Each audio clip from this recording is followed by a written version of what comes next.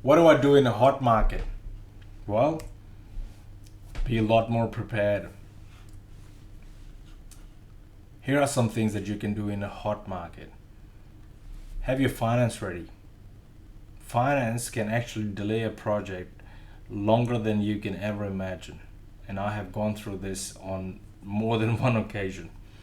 It can actually delay a project, and especially if the construction finance gets delayed, you've got more holding costs because you're holding on to something. You're paying, maybe you're paying council rates, maybe you're paying because you borrowed money to settle on the land, so you're paying interest on that. So all these things are actually eating into your profit. So make sure that your finance is ready. Do your due diligence prior to. So when you move in, you can go unconditional with confidence without the subject to due diligence clause. I have never bought a property without a subject to due diligence clause, and the reason for that is I've got to do my due diligence. Even if I've already done the due diligence, I always say I need to do my due diligence, and that is because the due diligence that I've done is everything that we've discussed. However, there is a part of due diligence that the lawyer has to do and look at, make sure that the title's all clean and all that. So all those things are there. So I always put that clause in. However, if you're prepared and everything is good and you already asked the advice from your lawyer and checked out the property completely, you can go unconditional.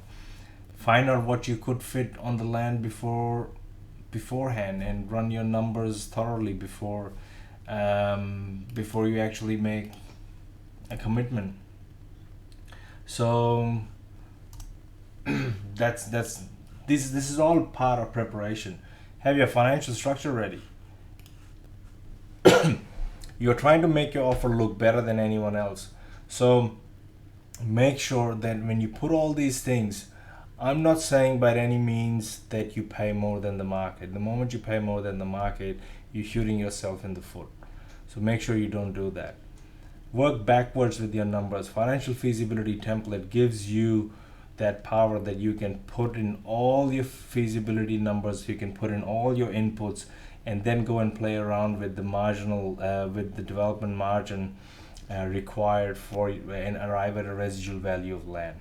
So make sure you do that. What are options? In a nutshell, options, there are two different kind of options. There's a call option and a put option. Make sure that you never ever get a put option.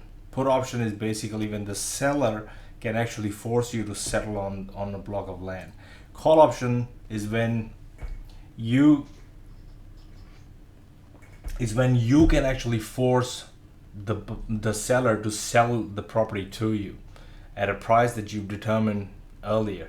Now, always get a lawyer to draft your option. A lot of people sell their option contracts, and so that you can read it, and as if you can just pick up that option contract and go and do a contract with somebody else. It's never going to work. Make sure that whoever's given you all these sample contracts, as far as I'm concerned, they're BS, and they are completely BS. I have never used them. I don't even read them. And the reason for that is that I would rather pick up my phone and call my lawyer and find out exactly what I need to do and get the lawyer to draft a new one that applies to my situation. You pick up a sample from somebody, it will never apply to your situation. And if that deal was to ever go to court, you will find that there are so many things, that there are so many laws in the jargon and the language that might not apply and it might not hold in court. So make sure that you do not ever use a sample options contract. So how do options work? A landowner grants a property developer an option for a fixed term of years to purchase their land. The eventual sale price is usually agreed at a percentage of the market value once a suitable planning consent is secured for the development. What you can do with options is that you go to a landowner and you determine a price today, whatever that price could be. But because you are going to settle, the whole idea is to get an option on a block of land, and then you go out and get plans and permit and then settle. So basically you're saving capital. You're not putting in capital in the project from the very beginning. You're saving interest on that capital. So you settle on it after you've got the permit. Or it's basically very similar to a longer settlement. But in this scenario, you don't even have to pay the deposit. You can agree on $1,000 option or a $1 option and go ahead, go get the permits, get everything. And then once you've got the permit, you can either nominate somebody else to buy that option and sell it at a profit for yourself, or you can settle on it yourself and save the money that you would have paid the bank as an interest, as a loan on that property. So once the permit comes in, it is easier. Not only that, if you're working with other investors, it is easier to get investment and attract money once you've got the permit. When you don't have the permit, it's very difficult to attract people to come in with you. So because there's a degree of risk involved.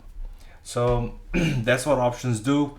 Anytime you are in a scenario where you think it'll be a good idea to get option on this, discuss with your vendor, do your negotiations properly, make sure you've done your research. And if an option is required, pick up the phone, call your lawyer. Call your lawyer and get advice on getting an option. And your lawyer will tell you exactly what needs to be done.